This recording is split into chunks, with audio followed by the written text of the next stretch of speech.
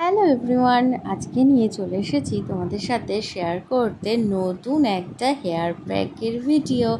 কি করে চুল তাড়াতাড়ি লম্বা হবে, ঘন হবে, তারপর চুলটা সফট অ্যান্ড সিল্কি হবে। তো তার জন্য কি লাগছে আর কিভাবে বানাবে সবটাই তোমাদের সাথে শেয়ার করব।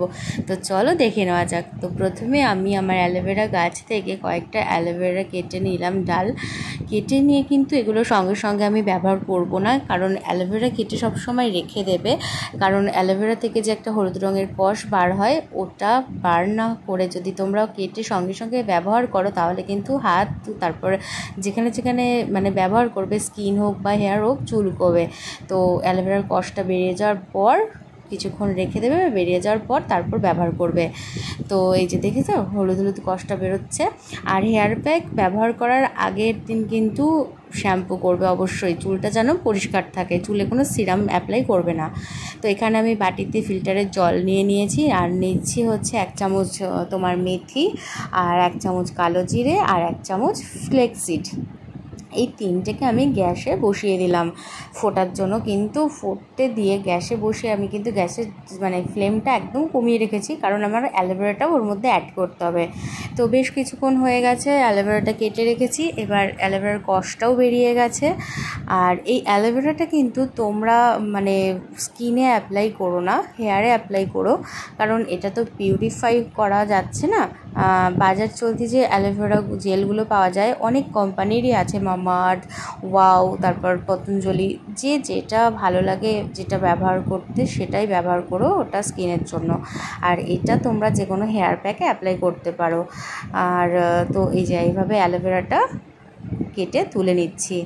আর অ্যালোভেরা যদি তোমরা এভাবে মানে কাটার পর কিছুক্ষণ রেখে দাও কষটা বার হওয়ার জন্য, তো কষটা বেরিয়ে যাওয়ার পর যদি এভাবে তুলে নাও তাহলে কিন্তু হাতে একদমই চুলকোবে না। অনেকে বলে যে অ্যালোভেরা কাটলে হাতে চুলকোয়, কিচ্ছু চুলকোবে না, তারা সঙ্গে সঙ্গে কাটে, সেই জন্যই চুলকোয়। ওই হলুদ কষটা বেরিয়ে যাওয়ার পর অ্যালোভেরাটাকে তুলে নিলে আর চুলকোবে না। তো এইদিকে জলটা ফুটে গেছে অ্যালোভেরা দেওয়ার পর, তো ফুটে যাওয়ার পর জলটা আমি ছেঁকে নিচ্ছি, এবার ঠান্ডা করব। কিন্তু জলটা ঠান্ডা করে নেব তো বটেই, তার সাথে কিন্তু এই যে সিডসগুলো যে আছে এর মধ্যে, যেটা ছেঁকে নিলাম, তো ছেঁকে নেওয়ার পর এই সিডসগুলো আমি একটাও কিন্তু ফেলে দেব না। এই সিডসগুলোকে আমি পেস্ট করব মিক্সিতে। এই যে দেখো ঠান্ডা হওয়ার পর পেস্ট করেছি। আর এই দিকে জলটা অ্যালোভেরার ওই যে বাটিটায় গরম করেছিলাম মানে ফুটিয়েছিলাম, ওটাতে ট্রান্সফার করে নিলাম।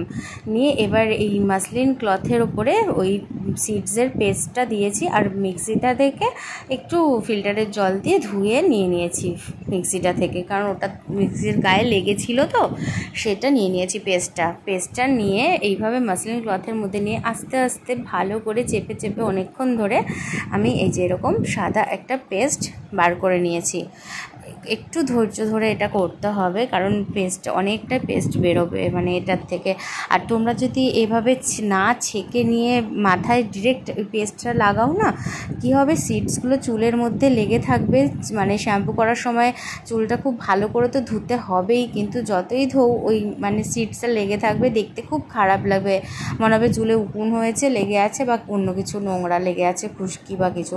তো যাই হোক, তারপর এই যে জলটা রেখেছিলাম আলাদা করে, ওখান থেকে অল্প কিছুটা জল নিয়ে এই পেস্টের মধ্যে আমি মিক্স করে নিচ্ছি। আর ওই যে জলটা রেখেছি বাটিতে, স্টিলের বাটিটায়, ওই স্টিলের বাটির জলটা কী করবো বলো তো, একটা কাচের বোতলে করে মানে ছোট্ট বোতলে আমি স্টোর করব ফ্রিজে, এই 5 থেকে 10 দিনের জন্য। যখন আবার শ্যাম্পু করব তখন ওই দিন ব্যবহার করব। তো এর মধ্যে দিয়ে দিলাম 1 চামচ নারকেল তেল আর একটা ভিটামিন ই ক্যাপসুল। তোমরা সবাই জানো নারকেল তেল আর ভিটামিন ই ক্যাপসুল কতটা ভালো আমাদের স্কিন অ্যান্ড হেয়ারের জন্য। তো ভালো করে আবার মিশিয়ে নিচ্ছি দুটো উপকরণ দেওয়ার পর। আর নারকেল তেল তোমরা যেটা ব্যবহার করো বাড়িতে সেই নারকেল তেলটাই দিতে পারো, এমন নয় যে আমি এখানে শালিমার দিয়েছি বলে তোমাদের শালিমার দিতে হবে।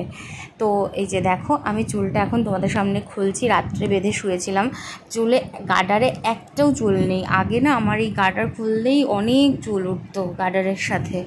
তো এই যে চুলটা তারপর দুভাগ করে নিলাম, নিয়ে এবার আমি কাঠের এই চিরুনিটা দিয়ে আঁচড়ে নেবো। কাঠের চিরুনিটা দেখেছো ডিজাইন করেছি, তো এই কাঠের চিরুনিটা কেমন খালি খালি লাগছিল, তো সেজন্য রং নিয়ে বসে গেছিলাম, ডিজাইন করেছি। আমার তো এই ফাঁকা জায়গা দেখলেই দেওয়াল হোক বা জিনিস হোক মনে হয় যেন একটু রং দিয়ে একটু রঙিন করে দিই।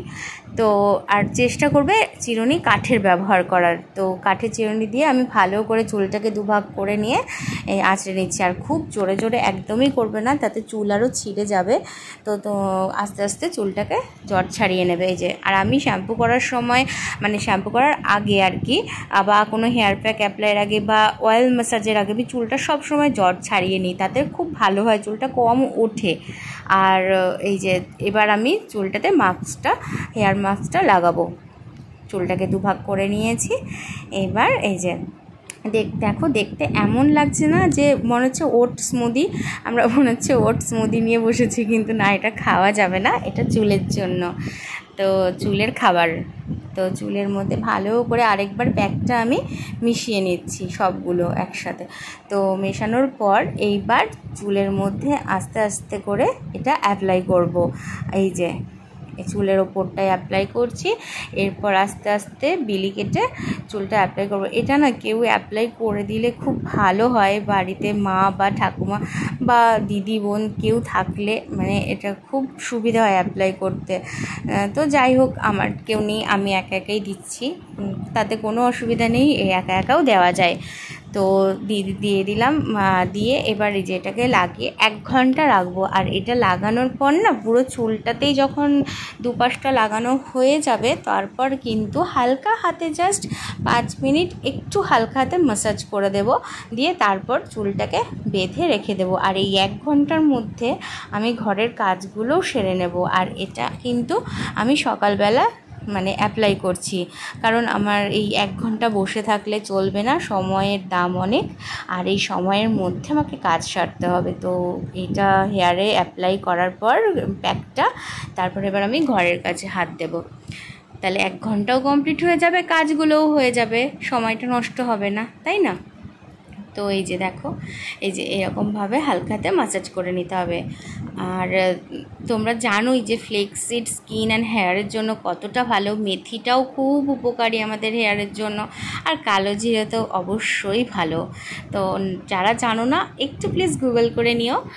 আর এই যে আমার হয়ে গেছে অ্যাপ্লাই করা, এবার স্নান করে তোমাদের সাথে দেখা করছি আবার। তো চলো 1 ঘন্টা কাজ করে নিই। এই যে চলে আসলাম, স্নান করে চলে এসেছি। এবার মাথায় গামছা বাঁধা আছে, যেহেতু চুলটা ভিজে আছে। তো এই যে চুলটা দেখেছো, একটু হালকা শুকিয়েছে, চুলটা পুরো শুকোয়নি।